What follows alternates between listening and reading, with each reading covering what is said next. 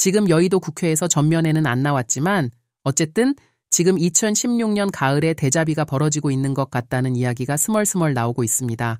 탄핵이라는 게 되려면 누적된 것이 많아야 되는데 이미 누적은 충분히 됐습니다. 유조선입니다.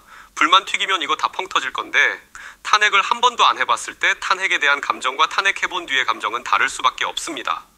그때는 보수 입장에서 탄핵했을 때 그래 탄핵한 다음에 반기문이든 유승민이든 세워서 어차피 다시 하면 되는 거 아니야?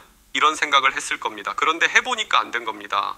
그러니까 지금은 예를 들어서 국민의힘 의원들 108명의 머리로 생각해 봤을 때 특검하고 사과하라고 치댈 수는 있어도 탄핵하면 5년간은 극복이 안 되더라. 그러면 우리 다음 임기 때도 총선은 하나만 하라는 생각으로 찬성 안 할 겁니다. 그런데 딱 108, 가끔 사태 파악 안 된 안철수 의원이 한 표 정도 해서 107 정도까지 갈 겁니다. 그렇게 아마 버틸 겁니다. 개혁신당은 어떻게 할 겁니까? 특검에서 문제가 발생하면 저희는 탄핵 찬성할 겁니다. 개혁신당이 원내정당으로 들어왔지만 비교섭단체의 한계 속에서 잘 안 보입니다. 이 문제를 어떻게 해결할 것입니까? 제가 방송 출연을 지금 안 하고 있어서 그렇습니다. 저는 윤석열 정부가 올해 말까지 나락할 거라고 생각하고 그때까지는 제 할 일 하면서 그냥 시간 보내겠다고 애초에 선언한 상태입니다. 왜냐하면 윤석열 정부 나락으로 갈 때 당연히 제가 보탤 수 있는 건 보태겠지만 저는 이 안에서 제가 그렇게 최고 주체가 되고 싶지는 않습니다. 탄핵의 최고 주체가 되고 싶지는 않다는 건가요? 탄핵의 판이 벌어지면은 또 그건 열심히 할 수 있을 겁니다. 그런데 그 전에 민주당이 무슨 시도 때도 없이 할 거면 대통령을 탄핵해야지 무슨 장관 탄핵하고 무슨 검사 탄핵 이런 자잘한 판에 끼고 싶지 않습니다.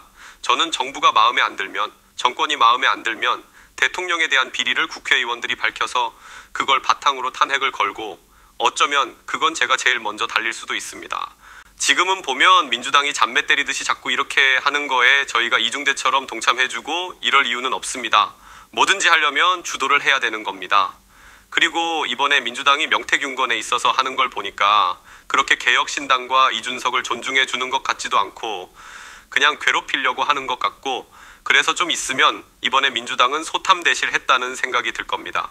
젊은 정치인들에 대한 기대가 높습니다. 그런데 이번 22대 국회를 보면 젊은 정치인들이 눈에 잘 안 보입니다. 이준석 의원은 정치를 오래 해서 그런지 젊은 정치인으로 안 보는 사람들도 있는데 우리 정치의 미래에 국회에 들어와서 보기에 어떻습니까?